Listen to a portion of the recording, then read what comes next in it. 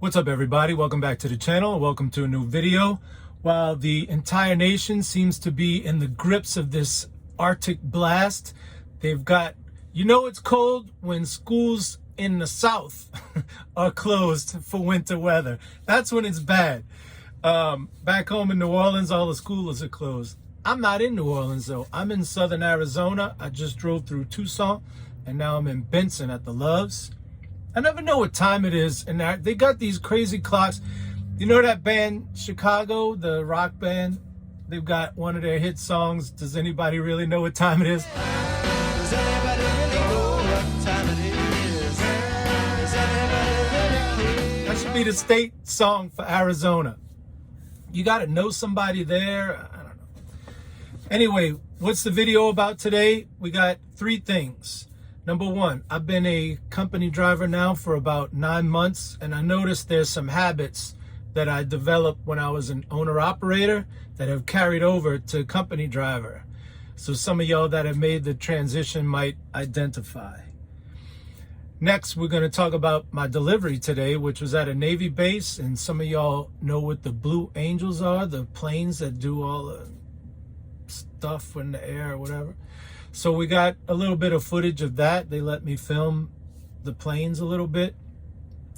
And then, of course, we got story time. I'm not sure exactly what we're going to talk about. I have a few ideas in mind, but we'll figure it out as we go. Okay?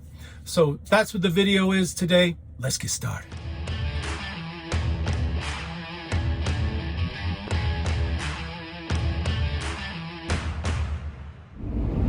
As I said, I've been a company driver for about 9 months, and the first thing that is transitioned over from when I was an owner-operator was finding the cheapest fuel. When I was a company driver, before I bought a truck, I wouldn't even know the price of the fuel when I was getting it. I didn't even know the price. I would just fill it up, right? Well, then I bought a truck, and when fuel prices were extremely high, I remember spending $1,000 every day and a half. Every day and a half, $1,000. It was insane. So of course, finding the cheapest fuel became top priority. Well, I sold the truck and now I'm a company driver. I don't have to pay for the fuel, but I can't help. Luckily, we only get fuel at Loves. So you just get on the Loves app, but I'll check every single Loves along my entire route. Like this load was almost 1,500 miles. I checked every Loves, and I'm like, okay, I'll stop here, I'll stop there, blah, blah, blah. Sometimes even if I don't need fuel and it's real cheap somewhere, I'll pull in and just top off. You know what I'm saying? And never get fuel in California. You start learning where the cheaper Loves are. You can kind of plan around that. But I don't tell... Here's a funny story. We had this guy, I used to work at this place, Wasatch Tank Lines, and we had this driver, Bird Dog. Bird Dog would check fuel prices at all these mom and pop places to find the cheapest. Then he would call dispatch. Hey, it's real cheap at the Sinclair out, in the middle of nowhere in Wyoming. So dispatch is calling us. Oh, you got to drive out of your way to go get fuel at some little dirt lot truck stop in Wyoming, or the Maverick in Casper, or the whatever. Man, and I'd call my buddy Ty, we worked at the same place. I'd be like, hey man, dispatch told you to go get fuel at this stupid Sinclair. Yeah, that's because Bird Dog found cheap fuel and he had to go call. I don't do all that because every driver's got the app and they can find cheap fuel, whatever. You know what I'm saying. In fact, nobody at the company even knows I do this. I don't tell anybody, and they don't watch my videos, so it's not like they're gonna see this. But I just do it because I have to. I know the value of finding the cheapest fuel. And I don't think my little I don't know how many trucks we have here, and my little contribution makes no difference at all. But it's like I'm not doing it for them. I'm doing it just because it's in me now. I don't know how to describe it, but some of y'all who are owner-operators understand. The other thing that is carried over is the no idling policy. I don't idle this truck. I didn't idle the one. If you notice, I'm in a new truck. I'm in a 579. I had a 389 when I started here. You remember when I had my Mac, I never idled it. I had that little gas generator and a portable AC to keep me cool at night. Well, when I started at this company, I was like, I can't idle. I just cannot idle the truck. And in fact, if y'all recall, this past summer was unusually hot. We had a drought for like 2 or 3 months and temperatures in triple digits. I still didn't idle.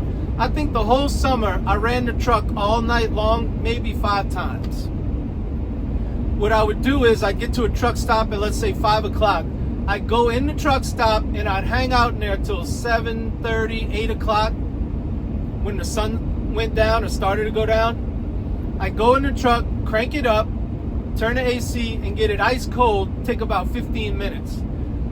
Then I'd kill the truck and I have a turbo fan hanging from the ceiling. And the truck was insulated real well. So it would stay cool for about an hour and a half.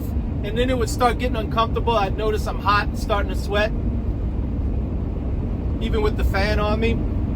So now it's 9:30 at night. Crank the truck up again, run it for 15 minutes, get it nice and cold, and kill it. And then about an hour and a half, you know, it'd be about 11 o'clock. I'm like, oh man, it's hot. It would wake me up. It would get so hot. And I'd do that maybe one more time. Once the temperature got below, say, 75, it was warm in the truck, but the turbo fan would keep me, I would be warm, but I wouldn't be dying, you know. Those 5 times that I idled all night, that's because the temperature never got below 90 degrees, and I had no choice. So I don't know what I'm going to do this summer, but so far I haven't idled this truck at all, basically. Other than to do a delivery, I got to idle to, we use air from the air compressor, so if I'm doing an air off, but I raise the RPM to like 1400 to do that. So anyway, those are the 2 habits that have kind of bled over. I do have, I keep my eyes on the road here. I don't know, I bet you a lot of drivers have a book like this where they keep track of every single load, like where I picked it up, where I dropped it off, what was the load number, what was the trailer number, how many miles, and how much did the load weigh. Plus I keep track of my miles per year. This is every load I've ever done OTR since 2001. So you see my mileage in 2023, I did 110,000 miles, but I also keep track of my monthly mileage. I didn't keep my eyes on the road, but 11,373 miles I did in December. I bet you a lot of drivers do this. All right, so those are the things that have carried over. And now we'll start talking about the Blue Angels.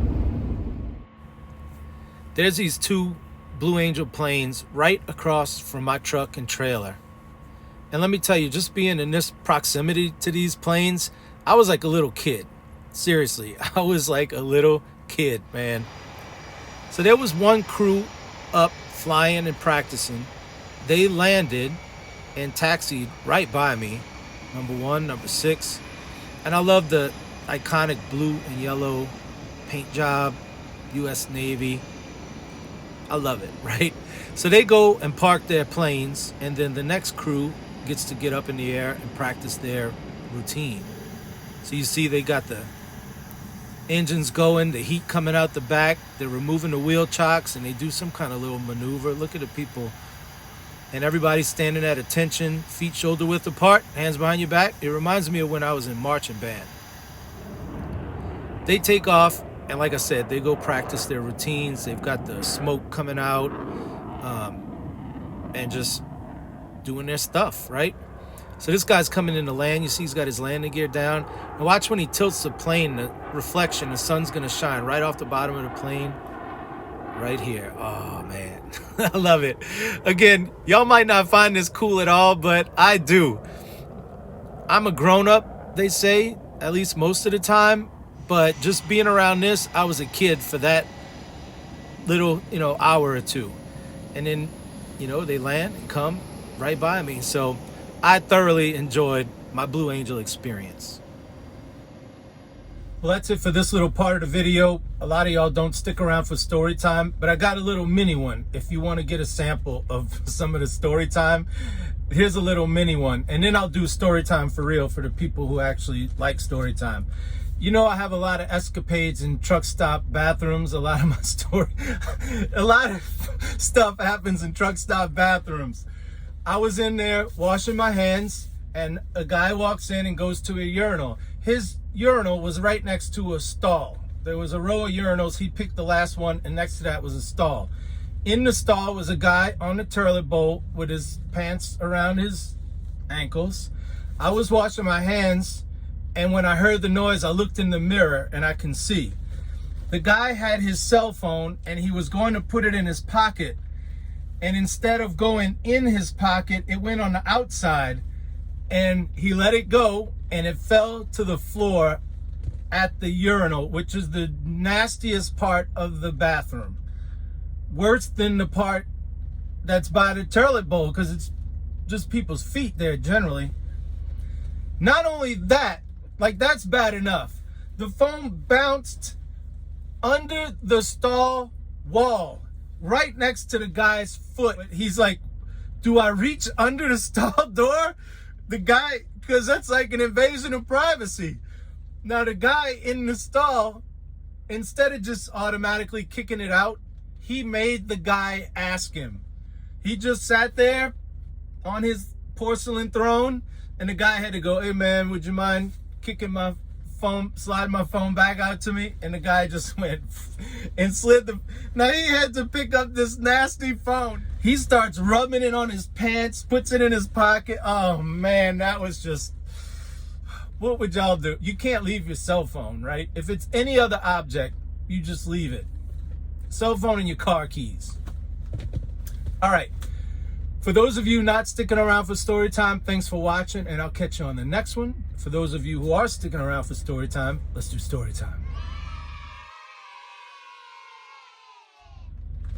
Today's story time is something I was reminded when I saw the people at the Navy standing at attention. I said, this reminds me of marching band. So it's really a coming of age tale about the day I learned a hard, cold fact of life, and that is that life ain't fair. It isn't and never will be, so you better get used to it. So this is a summer break before my freshman year of high school. They had something called summer band.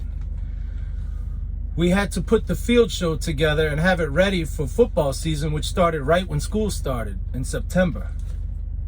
So we had to come to band practice during the summer. I had just started playing trumpet about eight months before. So I practiced, and I got pretty good over that summer. So we go to summer band. I'm a freshman, incoming freshman. Nobody knows who I am. And about 2 or 3 weeks into summer band, they have auditions to rank everybody. First chair, second chair, third. Now, normally this is a mere formality, because the seniors, you got seniors, juniors, sophomores, and freshmen. And when the seniors graduate, everybody moves up a chair. The auditions are merely to rank the new freshmen, you know, who's best to worst of the new freshmen. Everybody else just moves up a chair. Well, I guess I'm a disruptor before the term disruptor became a thing. Because I ain't just competing against the freshmen. I'm going for the top. And guess what? I got 4th chair. Ahead of me was 2 seniors, a junior, and me. Jeff, Sadie, Jason, and me. So I bypassed all the other juniors other than Jason, there was no other seniors, all the sophomores, and of course all the freshmen, which ruffled some feathers. There was some jealousy. Think about it. If you're a junior, you're just expecting to move up. So for some freshmen to just come in and cut the whole line, everybody was like, you know, who's this dude, right? It gets better. Of course, I'm building this up because there's a big fall. So you just got to stick around for the fall. That year, the field show was some superhero theme. And so we played the theme songs to Superman and Batman and some other man, I can't remember. And we had these Herald Trumpets. Those are the trumpets with the long bell and a flag hanging, where they do trumpet fanfares for the royalty and the queen and stuff. So there was only 5 or 6 of these Herald Trumpets, and I got one because I was 4th chair. And the greatest moment of my life up to that point was not getting the Herald Trumpet. We were standing on the practice field the first day that the Herald Trumpets came out, and there was 2 senior tuba players a little bit behind me. And I overheard one of them say, "Hey, who's that kid with the Herald Trumpet?" And the other one goes, "Man, I think he's a freshman." He goes, "A freshman? Like, that's a, that ranked that high?" Yo, when I heard them say that, my head must have swelled up with pride. I was so just proud, because I'm kind of quietly competitive, not overtly competitive where I'm in your face, like, let's go again. I'm competitive in the background. Having people notice that, yeah, I beat out everybody but these 2 seniors and a junior, that's all I needed. That's a victory. Pat on the back for me. I'm one of them people. This is where it comes crashing down. I had braces, and I had an orthodontist appointment to get my braces off, which was an excuse. Practice was really important. If you missed practice, there was some punishment. But a doctor's appointment was an excused absence. So I missed practice. I come to the next practice, which we'd practice a couple times a week. They open the cabinet doors for where the Herald Trumpet, because it was locked. I go grab my trumpet, turn around, and this dude had made a beeline from across the room. And as soon as I turned around, he was like right there, grabbed the trumpet out of my hand. He was a junior. Anyway, he pulls it out of my hand. I'm like, "Hey, what are you doing?" And he starts, look, the way a man would handle it, and we weren't men. I was 13. He was like 15, 16. But even at that age, a man would say, "Hey, look, man, you missed practice." And Mr. Narcan was the band director. Mr. Narcan needed somebody to do this, and he told me to grab it. I swear I didn't go behind your back. I didn't try to sneak it away from you. I mean, you could go ask him. All right, man, cool. That would be the cool, honorable thing to do. Not him. "You missed practice, and so he gave it to me, so it's mine now." That type of thing. Which is not honorable and not the manly thing to do. He's essentially rubbing it in my face. But he's got pride over something that he didn't earn. He should be embarrassed. He should be, "Hey, look, man, you missed practice. He gave it to me, but I mean, this is yours." Like, how could you be proud to take something from somebody that you didn't earn just because a kid missed practice to get his braces off? Does that make sense to y'all? So he's now prancing around like a show pony every chance he could in front of me so I could see it and be jealous, and I was jealous, and polishing it up in front of me, talking about it where I can hear. One time during class, I said something about the Herald. It must have been the next class, and he goes, "It's mine now. You missed practice." Like, he's actually proud that he got something handed to him by default. Like, he's not the least bit embarrassed by that. Had he challenged me for the Trump, because we had challenges, if somebody had a solo and I wanted it, I could challenge him, and we would play head to head for the band director, and whoever was better would get it. I was 4th chair. If I wanted 3rd chair, I could challenge him and play head to head, and the band director would give it to. So he could have challenged me for it and got it, but he didn't. He got it because I missed the practice. You see what I'm saying? There's no honor in that. There's nothing but shame. And that's when I learned, hey, y'all, life ain't fair. And sometimes people who don't deserve stuff get it, and people who do deserve stuff, they end up with got some ghoul, right? So you might be asking, well, what did I do? Well, I'll tell you what I did. I could have challenged him for it back, and I would have won. I could have said, all right, bro, I just want you to know tomorrow I'm challenging you, so don't etch your name on it, all right? But I didn't do that. When I saw how much it meant to him and how he was being a little bitch about it, let's be real. No, I don't want it back. That's yours now, bro.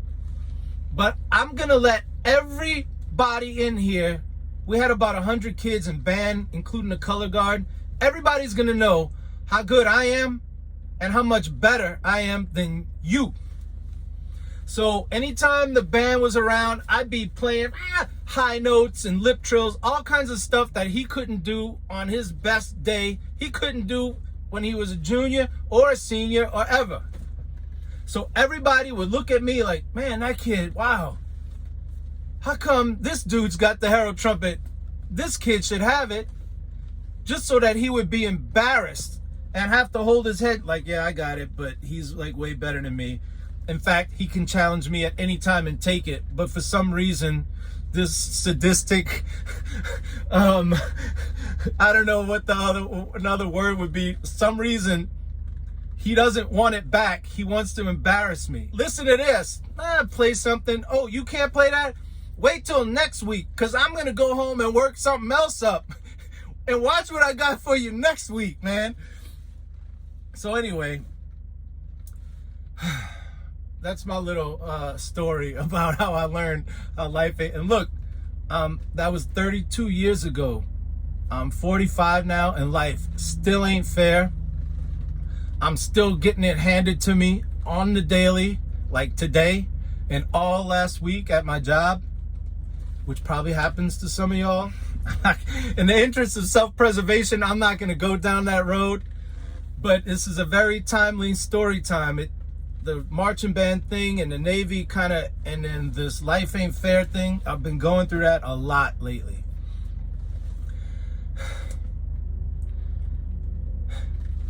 Okay, so that's the end of story time, and that's the end of the video. I want to thank y'all for watching. I hope you enjoyed it. It's definitely a different kind of story time. Maybe you learned a little bit about me for the first time. A side of me that you wish you didn't know about. A side of me I probably need to work on. So anyway, thank you for watching, and I hope to catch you on the next one. And until the next one, this is Jason signing out.